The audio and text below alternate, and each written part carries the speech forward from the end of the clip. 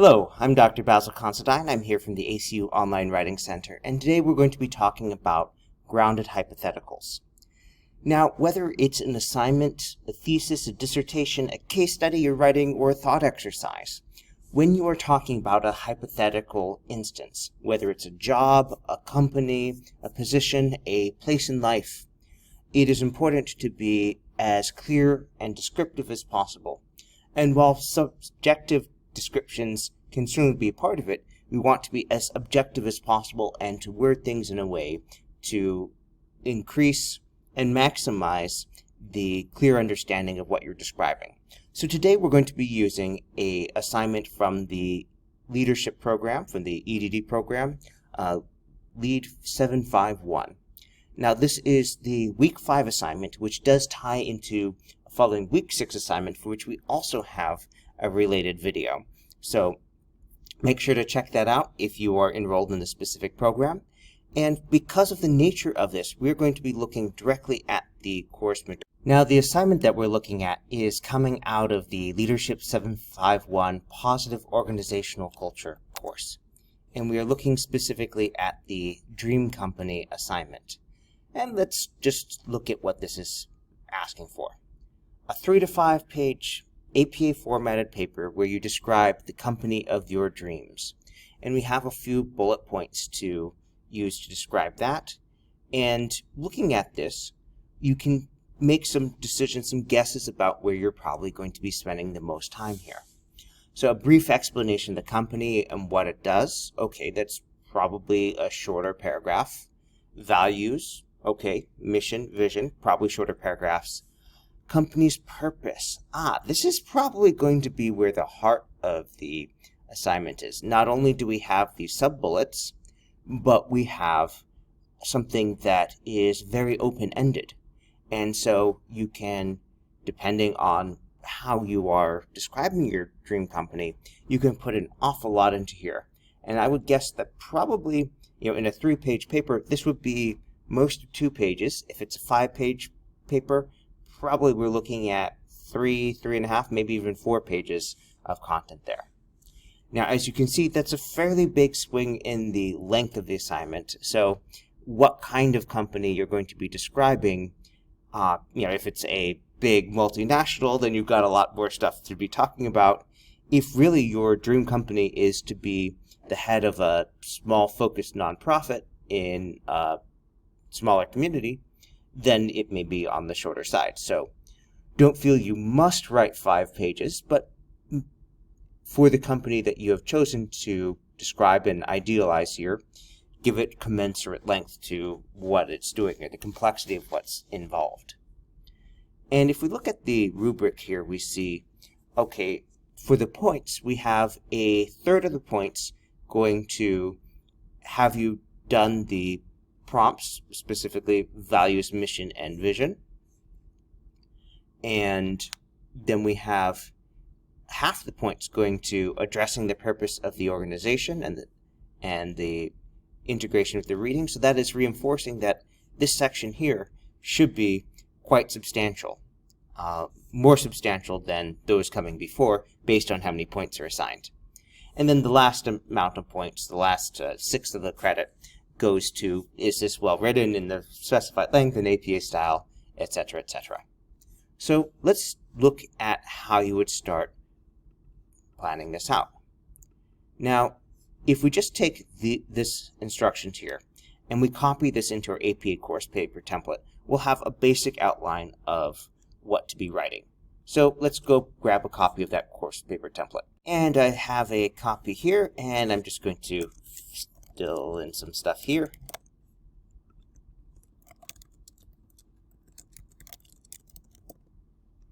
And does it need to have a fancy title? No. Can I write a better title?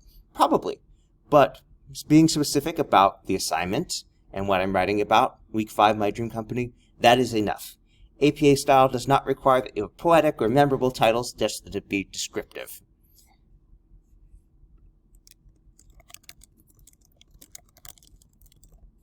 Alright, so I'm just going to go ahead and start by pasting this, and the first thing I want to do is to have it match the formatting here so it's not a different font and whatnot.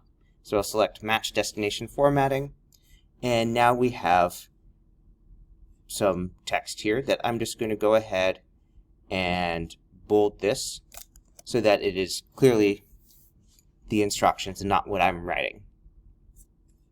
So let's ask what your company is going to be. In my case, I'm going to start by putting in a description of an organization that at one point in my life would have been my dream company. And so I've decided that it is going to be a nonprofit opera company.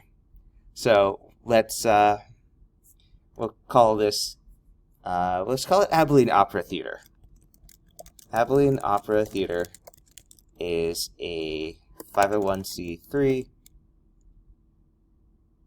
registered nonprofit organization based in Abilene, Texas. So we're starting with just the very basics. Okay, what's it called?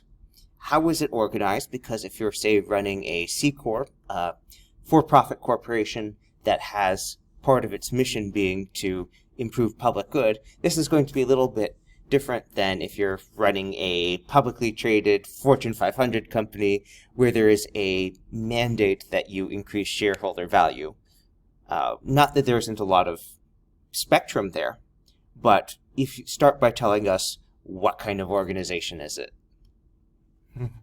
And so I can expand this and say, okay, it's a 501c3 registered nonprofit based in Abilene, Texas, and serving the surrounding area.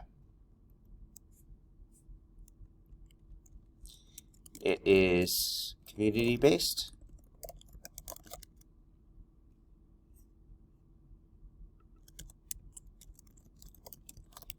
Let's say it's a community-based performing arts presenter, and let's say artist incubator.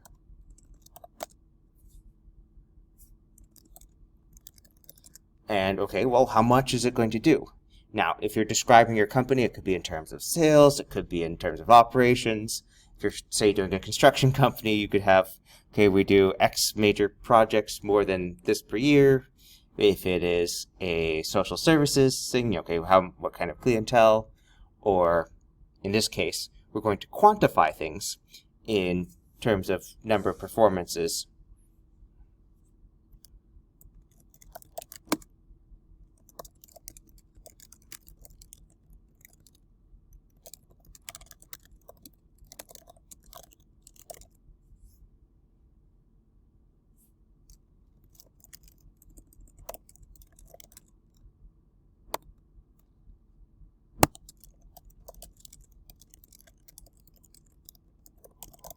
Now, this will probably be something where you go and you write one level of detail and then go in and do some other stuff. In this case, I've written out a sentence and looking at it and saying, oh, let me shape this into APA style. So I'm going to go ahead and replace this spelled out word with 50 per APA style for numbers.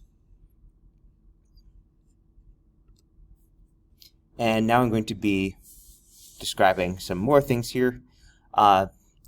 It is in strong financial health with a stable and growing donor base and 6 months of operating reserves. Now, do you have to have these specific details? No, but we're describing the company that you want to lead. So tell us more about what it does.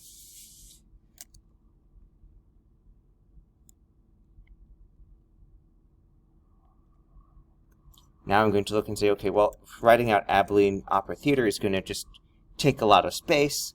So I'm going to introduce the acronym up here. AOT aspires to become a Lort C theater.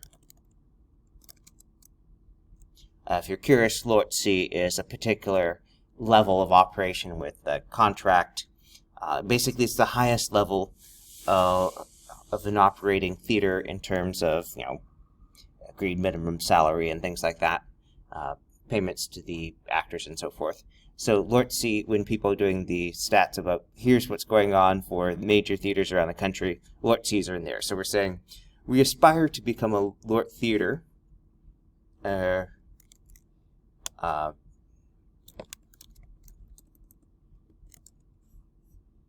Or does the organization aspire, or let's say the AOT's leaderships aspire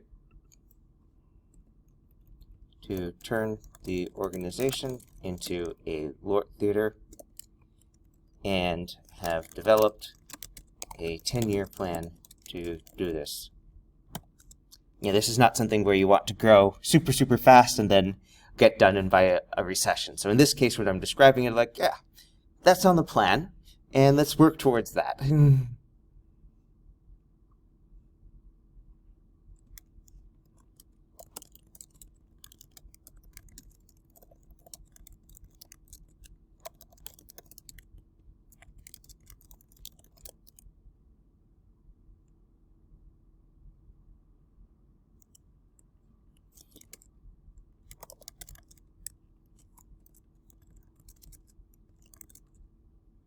Ages, socioeconomic status,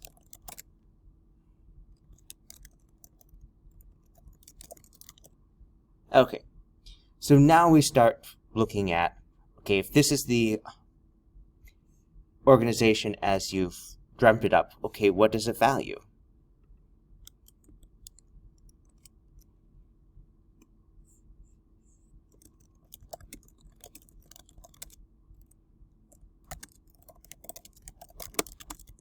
And if you are ever forming a company, or especially forming a nonprofit, these are good questions to ask. What do you value? What's the mission? And what's your vision for getting there?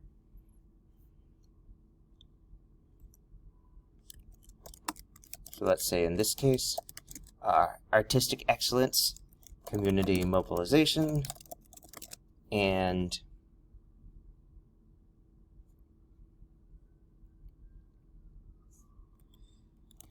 let's say in this case we decide radical inclusiveness. Now you can expand, should expand on all of this.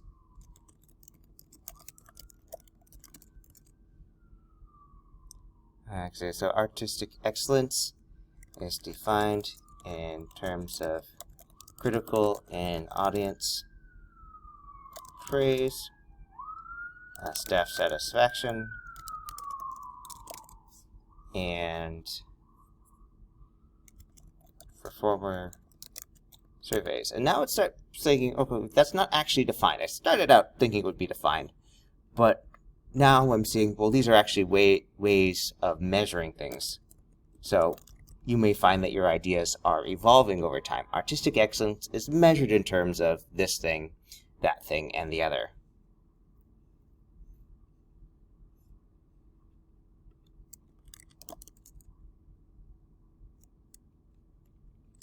Okay.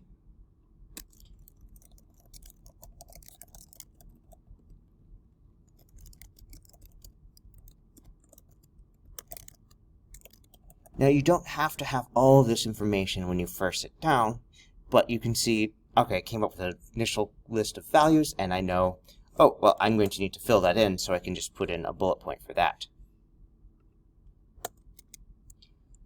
And now, there's probably going to be a lot of overlap between values and mission. The things should sound similar because these are ideally going to align in the organization. And, okay, AOT's mission is to, and you can see that, okay, this is probably going to start with some sentence like AOT's vision is, or AOT's organizational vision is to, and then this is probably going to connect to short-term, long-term, because a lot of vision is what are your goals for what you want to do.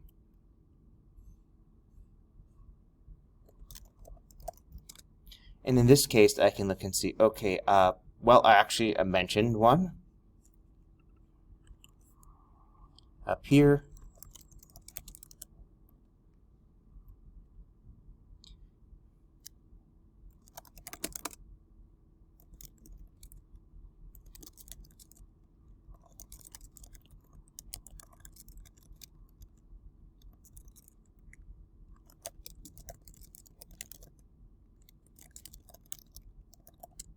and you can fill this in as we go. Now, when we start to get into this section, why does purpose matter? How do you lead with purpose in mind? How can it reflect in the company's culture? This is a good time to go back to look at the readings that you've already perused and see, okay, what opportunities do we have to integrate these? And even if you just read through, just looking at the titles gives us an idea of where things might be coming in. So if we look at the Week 5 readings and resources here, you will see that there are a number of things that seem to be very pertinent for bringing up at different steps. So for example, how to establish and achieve Everest goals. This is probably something that will come up when we're talking about those long-term goals. I mean, a 10-year plan to become a Lortz Theater is a big deal. That's a lot of money over time that you're going to want. You might also be looking at this purpose-driven organization stuff. And so looking at this, you might say, okay, I need to be citing the course text. Okay, what's our course text again?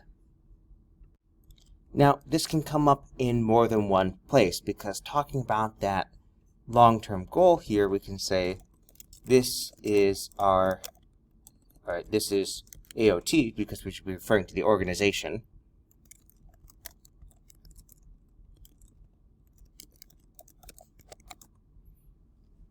And so we're citing, in this case, Kim Cameron's book. Okay, becoming a Lortz Theater, this is AOT's Everest goal. And looking at that, okay, that's probably something that will have some discussion, and it's probably going to come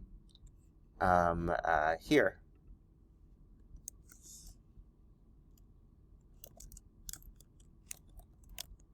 You may have noticed that I keep writing "our" by habit. That is the kind of thing where if it helps the thoughts flow, certainly do that. But you want to make sure that you are referring to the organization, and the most clear way to do that is to use the name.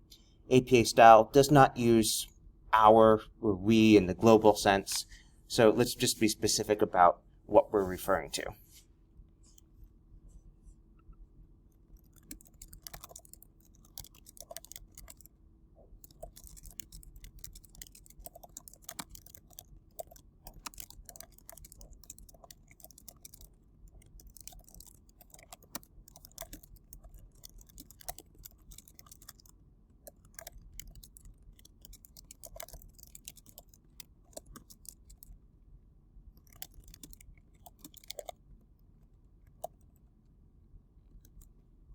And as you do this, you can see, okay, we're going to need things. Okay, what are those going to be?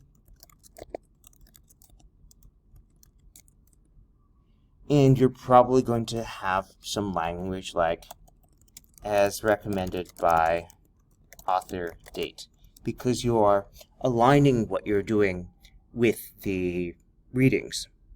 And so saying, okay, I'm taking this step, I'm doing it because this person said that this is a logical sense, or these authors recommended doing that here. Great, tell us that, and then we have a clear idea of what you're doing and why. And so as you build this out, make sure to refer back to the readings here, because we have all sorts of things, an awful lot of different things that you can use to anchor your decisions and tell us, this isn't just you're saying, oh, this sounds great, but there's a purpose. This is something that will make a better, stronger organization, or an organization that you want to work for more. And there are things like this Harvard Business Review article that I do recommend taking a peek at. Now, if we look at this, 4 hard questions to ask about your company's purpose, we have the first question is your purpose specific enough to defend?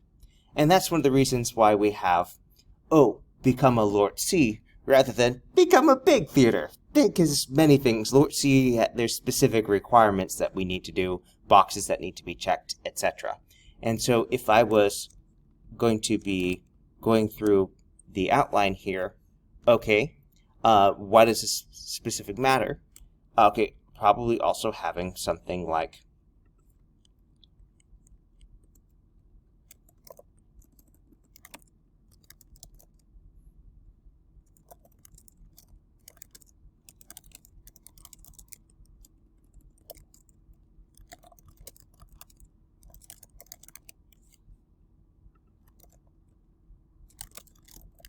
and then you can have here, okay, as recommended by Hulder and Nandkishore.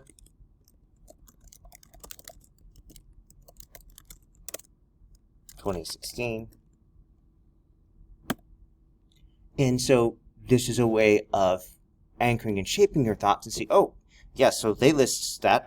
What's the next question that you want to be perhaps considering here? This is a good one. And particularly in the performing arts, where the temptation is, oh, we got lots of money, let's go and do lots of programming first. And then you don't have money to work on, say, fixing the roof for your building or something like that. So make sure that you are not just citing a source for one thing, but looking at how it might shape or inform what you're doing on the rest. And this will help you create a very detailed outline that you'll be able to, when you sit down to do the writing portion, you'll have great instructions laid out about what exactly you should be doing when, what you'll be talking about. Because if you're bringing out this source, there's probably going to be more than one opportunity to ground your thoughts and shape your thoughts according to the instructions and guides they have laid out. Now, the last person that is usually forgotten in this mix is the CEO, because you are imagining yourself as the head of this company for this assignment. How do you lead with purpose in mind? Now, that is something where certainly the readings do provide some suggestions. For example, that what makes us feel good about our work, TED Talk, or creating a purpose-driven organization, also in Harvard Business Review. But it does come down to you yourself. What do you want to be doing? How do you want to be leading? What do you want to be doing versus not? And this is where you can start using the personal pronouns, because you're talking about what you yourself should be doing or want to be doing.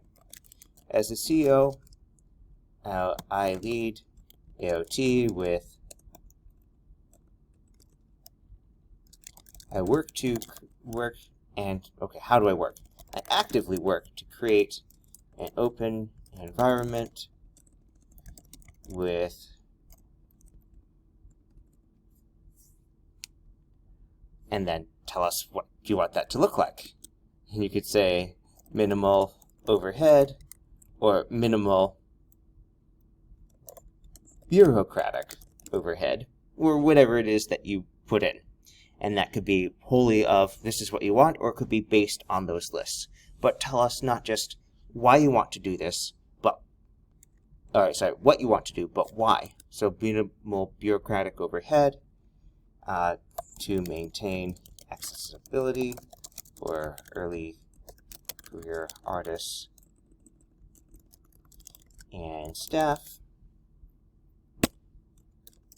to create a responsive institution where the CEO understands what's happening at the ground level. Whatever you start putting in there, just make sure you explain why you want to do that. What's the intended effect or the planned outcome of those things?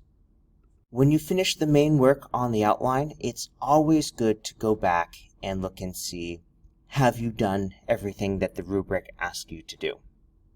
And some of the details for the doctoral writing, grammar usage and stuff, that'll come when you are polishing and refining your text that you write out. But for seeing, have you done all the prompts? Have you answered all the prompts? Have you described the purpose of the organization and integrated the course readings and resources? That's something where you can look at your outline and see, okay, have I created the foundation to do that, or are there things that I still need to add or move around or make more clear? And that will be a lot easier to do at the outline and drafting stage versus when you have a complete paper. This concludes today's presentation. If you have any questions, feel free to send us an email at onlinewritingcenter@ACU to sign up for an appointment to get feedback on your draft, or visit the Online Writing Center website for more resources. Bye!